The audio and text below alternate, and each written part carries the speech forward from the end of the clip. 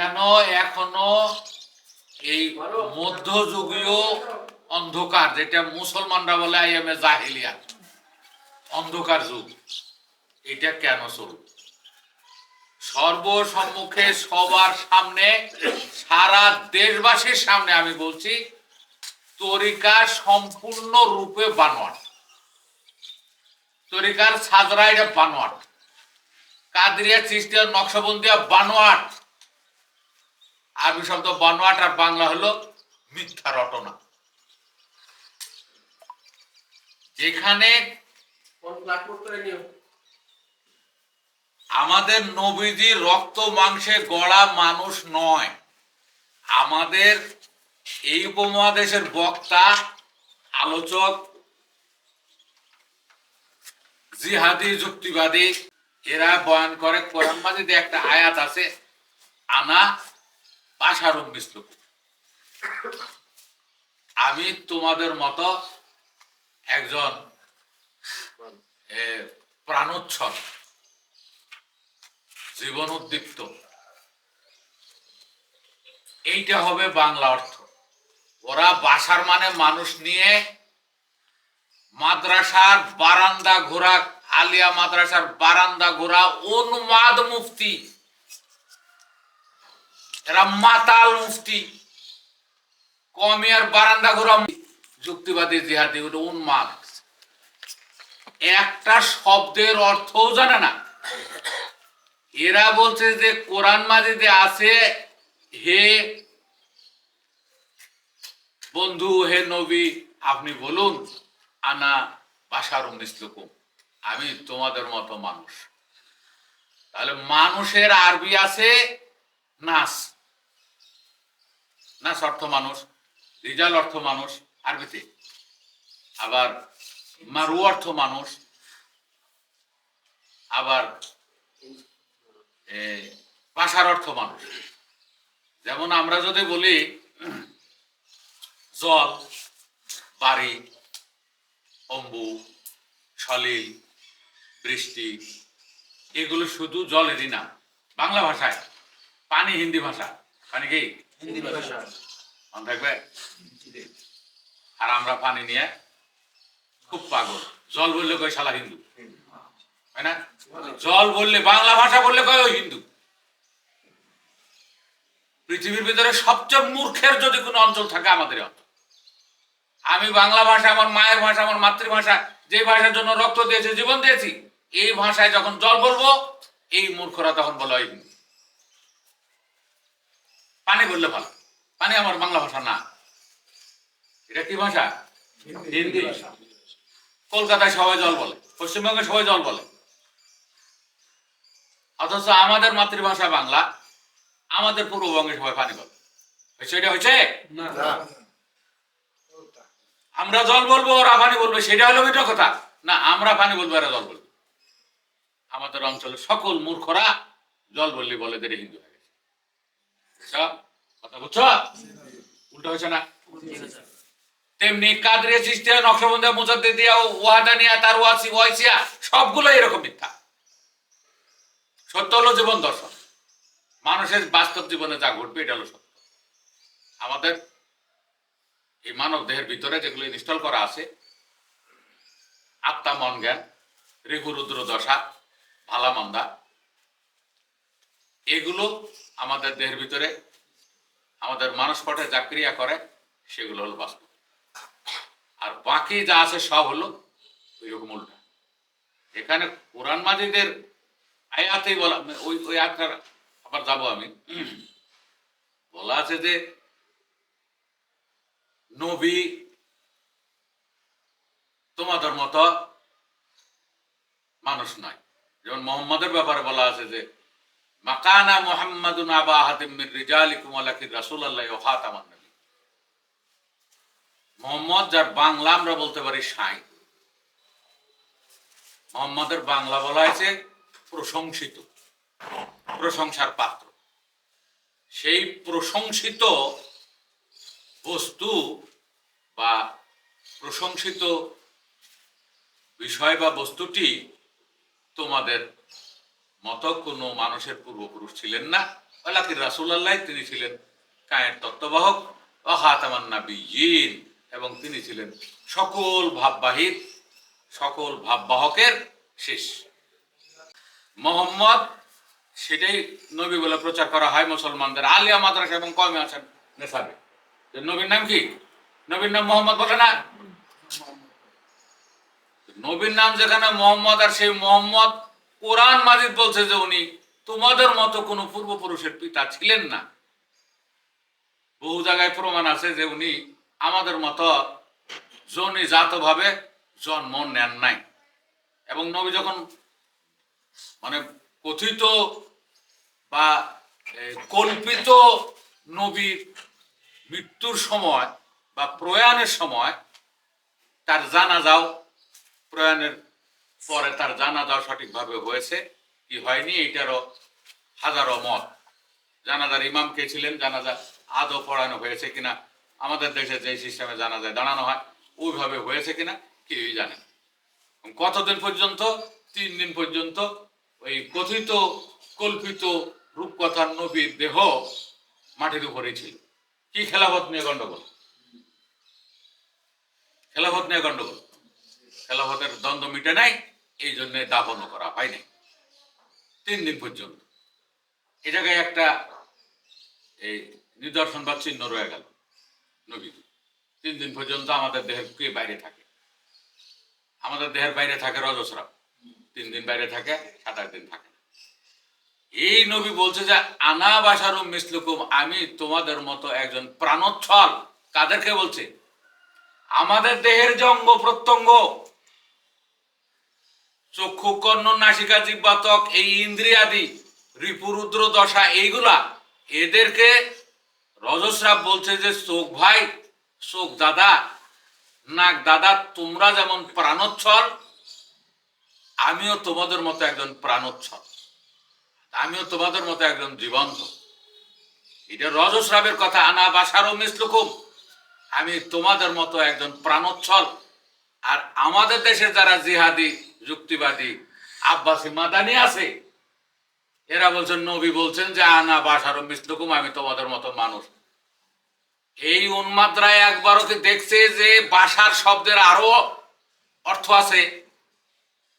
নাসের মানুষের এতগুলো আরবি, আর এই বাশার শব্দের অর্থ যদি আলাদা না হয় তাহলে এখানে তো বলতেই পারতো যে আনা নাসুম মিসলুকুম, না রাজুলুম মিসলুকুম, আমি তোমাদের মতো একজন মানুষ। তাহলে রাজুল, তারপরে নাস, মারু শব্দটার ব্যবহার নয়, ভাষার শব্দের ব্যবহার হলো কেন?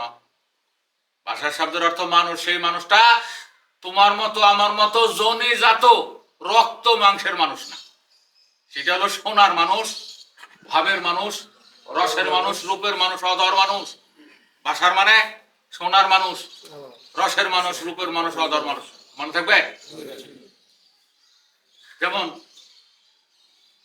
কে যাবে শিকারে, মানুষ কে যাবে শিকারে, মানুষের মানুষ শিকারে যেতে হবে। এরপরে মানুষের লাগিয়া মানুষ ঘুরিয়া বেড়ায়। তুমিও মানুষ, আমিও মানুষ, আসল মানুষ কোন জনায়? মানুষের লাগিয়া মানুষ ঘুরিয়া বেড়ায়।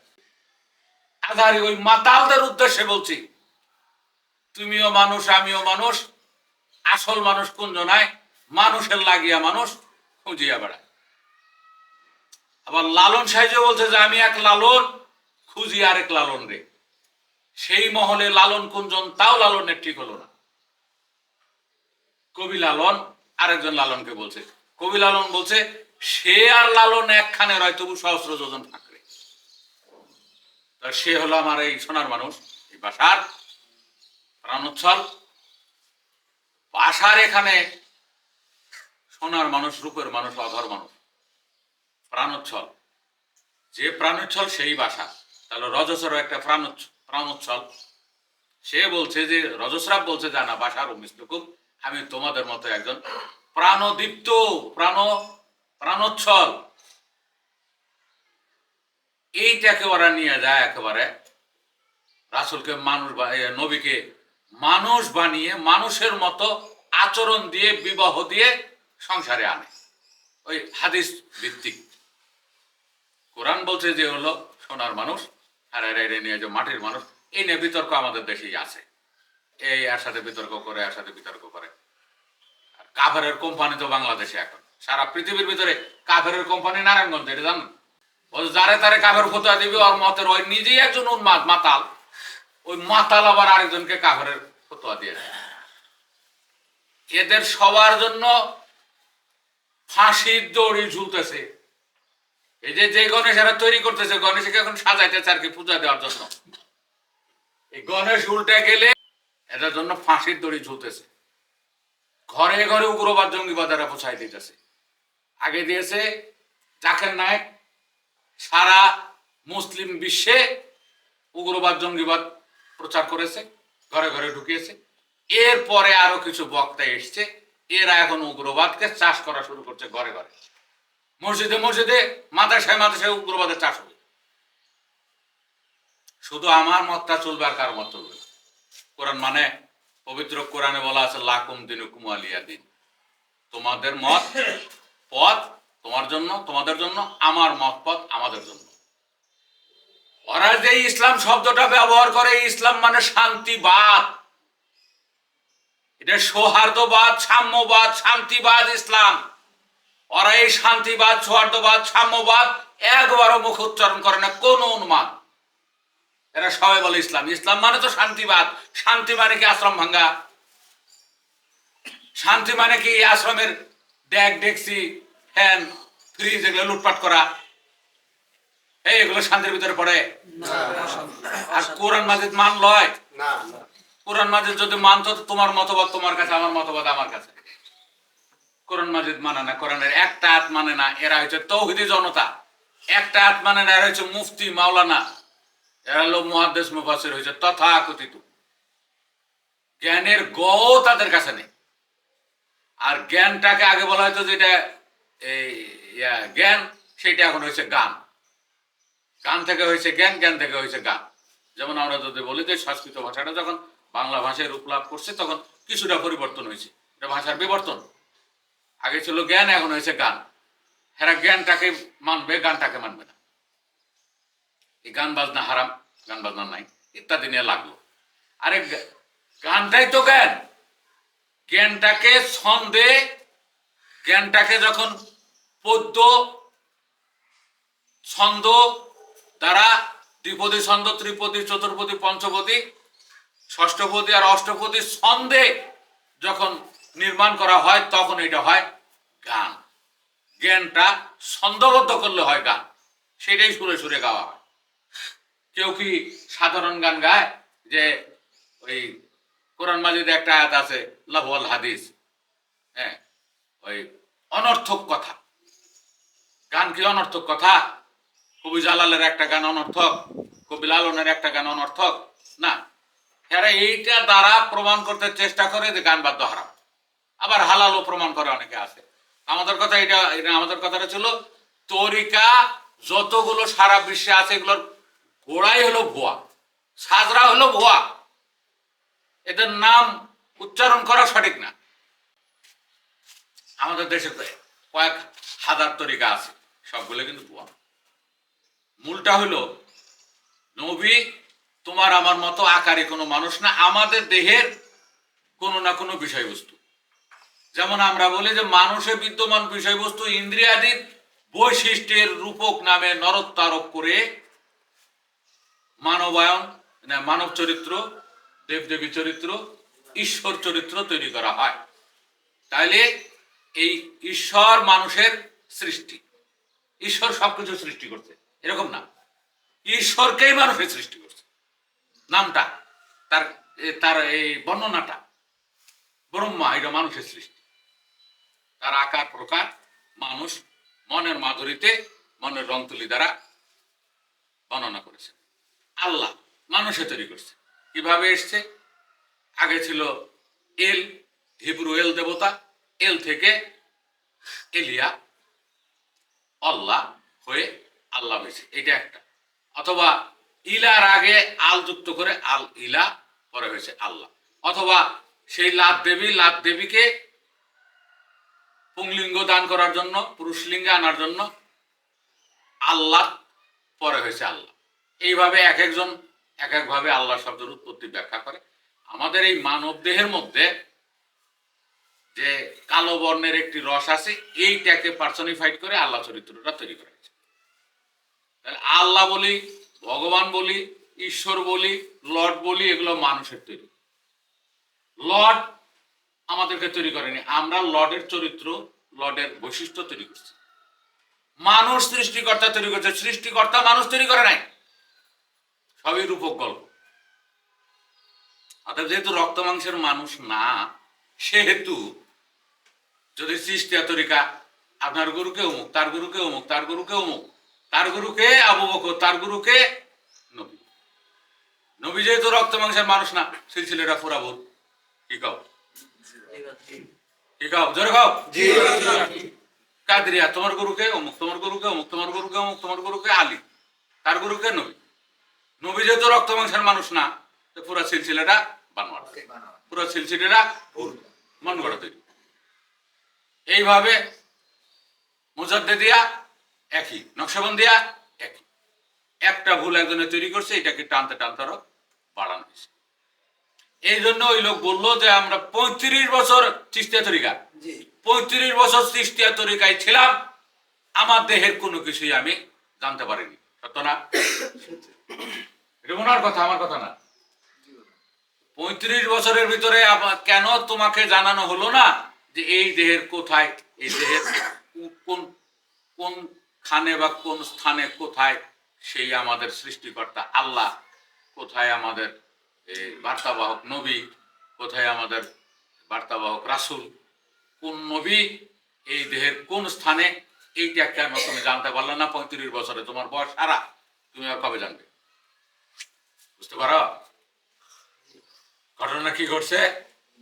সবাই রূপক গল্পটাই ছড়াইছে, আর ওই অনুযায়ী কালকা রাত্রে ওই যে এই ডাক্তার সাহেব মনে বললো যে সবাই শুধু টাকার বিনিময়ে ওয়াজ করে, টাকা নেয় বাড়িতে যায়।